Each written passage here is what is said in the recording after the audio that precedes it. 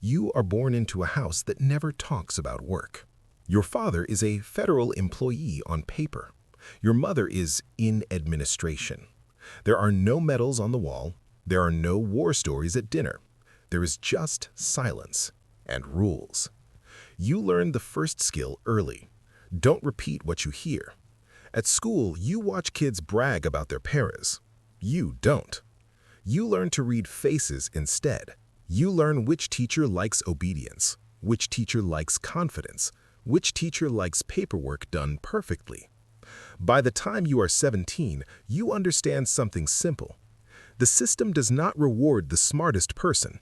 It rewards the safest person, the one with the cleanest biography, the one who doesn't draw attention, the one who can be controlled. You go to college because that's what the pipeline wants. Languages, history, political science, economics. You pick a language that looks boring on a resume, but useful in a crisis. You live inside libraries. You don't party much. You don't post much. You build a life that has no loose ends. Then, a door cracks open. A conversation that feels casual, but isn't. A handshake that lasts half a second too long. A question that sounds like curiosity, but is actually a test. They don't say CIA, not yet. They say public service. They say national security. They say we look for people who can keep their head. You apply through the official process because this is not a movie. You fill forms that feel endless. Addresses, friends, roommates, professors. Every trip you ever took, every job you ever worked, every mistake you ever made. The first pressure is not bullets. It is waiting, weeks, months, silence. Then the evaluations start. Medical, psychological, background, and the one everyone whispers about, even though nobody is supposed to. The polygraph. You sit in a chair that looks normal. It isn't. Your mouth goes dry. Your heartbeat becomes loud in your ears. You realize the test is not just truth, it is control. You pass. Not because you are perfect, because you are consistent. Now you learn the structure. The CIA is not one shadowy room. It is directorates, mission centers, offices, paper trails, analysts, technologists, support. And then the part that doesn't advertise itself the same way, the clandestine side of the house. You are not told you are a spy. You are told you will be an officer, a professional inside a machine. Training begins, and the first surprise is this. It looks like school. Classrooms, manuals, checklists, instructors who correct punctuation like it's life or death, because to the bureaucracy, it is.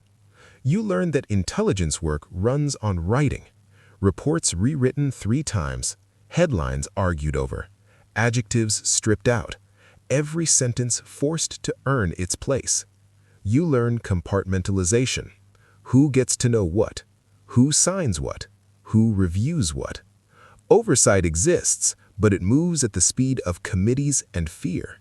You learn the most dangerous phrase in the building. Who approved this? You also learn the physical side, not action hero stuff, basics, discipline, endurance, stress tolerance, weapons familiarization in controlled settings because some coastings are not safe. Safety rules drilled until your brain hates you. You learn that the weapon is not the point. The point is not losing your head. You get a loadout, more symbolic than glamorous. A plain ID, a plain suit, a plain bag. A notebook that never leaves you. A second notebook you never write in because it exists for other people to see. A phone that is not really your phone. A watch you don't talk about. A keychain that is not just a keychain. You see declassified artifact stories later and you laugh because the myth is always shinier than the reality. Hidden message compacts, odd little tools, clever concealments. In reality, most days are paper, calendars, meetings, and quiet panic. Now, the internal kitchen shows itself. You meet the golden kids, the ones with the right last name, the ones whose uncle knows somebody. They get safer assignments, cleaner cities, friendly liaison roles. The talented ones with the wrong biography get stalled, not because they can't do the job, because the job doesn't trust their story. You learn the rivalries, Departments competing for credit, managers protecting their lane, career fear disguised as professionalism, people smiling while they forward your mistake to someone higher. You learn the first rule of advancement: never surprise your boss. Your routine becomes a loop. 0600, wake up, scan headlines, drink burnt coffee. 0700, gym, not for vanity, just to keep your nervous system stable. 0800, briefings. 0900, cables, reports, coordination, approvals. Noon, you eat fast because the building never stops. Afternoon, meetings that feel redundant until you realize redundancy is safety. Evening, more writing, more rewriting. Night, you go home with your mind still at work. You're trained to operate under pressure, but the pressure is not always a street corner. Sometimes it's an email. Sometimes it's a missing signature. Sometimes it's a typo that makes someone look bad. And when someone looks bad, someone else bleeds. Then you get the posting. Not announced, not celebrated, just a folder sliding across a desk. You go overseas under a cover story that fits your face. You learn to live inside roles. You learn to answer questions with half-truths that are technically true. You learn to maintain boundaries without looking like you have boundaries. Your missions are not movie missions. They are human problems: meetings, relationships, assessments, long conversations where you listen more than you speak. You learn that persuasion is mostly patience, that recruitment is mostly empathy mixed with calculation, that people don't betray countries for drama. They do it for money, fear, ideology, revenge, ego, survival. You keep your life small. No obvious habits, no loud routines. You become the kind of person who can disappear in a crowd without trying. And then, sometimes, the world reminds you what this business can become. After September 2001, the machine shifts. Everything speeds up. Risk tolerance changes. The appetite for results grows teeth. You hear about detention, interrogation, programs, not in detail, in rumors, redactions, and phrases that sound clean because they have to be. Later, the country will read official summaries and argue about what was done, what was justified, what was hidden, what oversight failed. Inside the building, the lesson lands differently. You learn that legality is not the same as safety, that political winds change faster than operational reality, that today's necessary can become tomorrow's scandal. So, you become careful in a new way, not just about enemies, about history. Your stress relief culture starts to form around you like fog.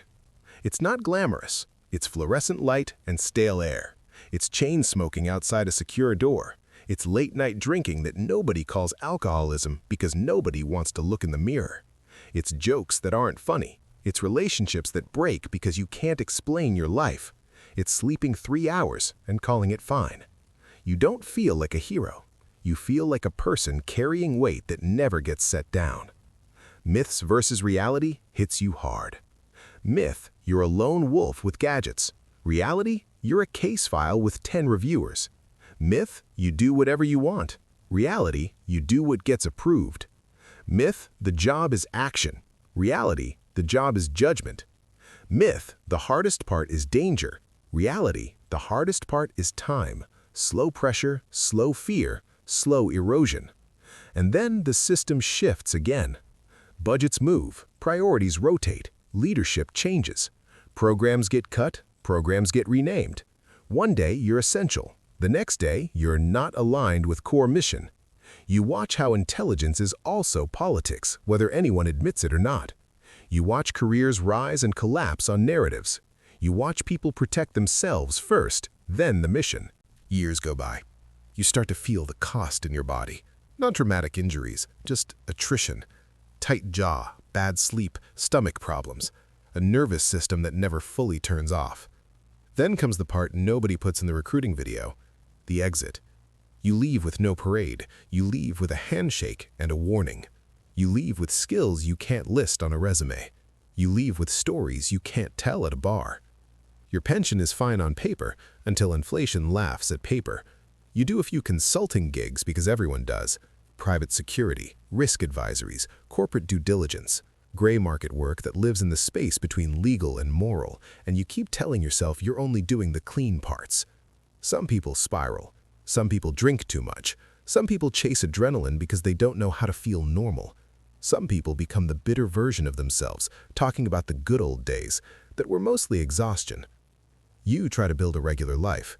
You try to be present. You try to sleep without listening for imaginary footsteps. Sometimes it works, sometimes it doesn't. And then, late at night, you realize what the job really did. It didn't turn you into a superhero. It turned you into a professional, a specialist inside a system, a person trained to manage fear without showing it. You think about the kid you were, quiet, careful, watching everything. You think about how the machine chose you because you fit, and how it kept you because you didn't break in public. You were never the headline. You were the footnote that made the headline possible.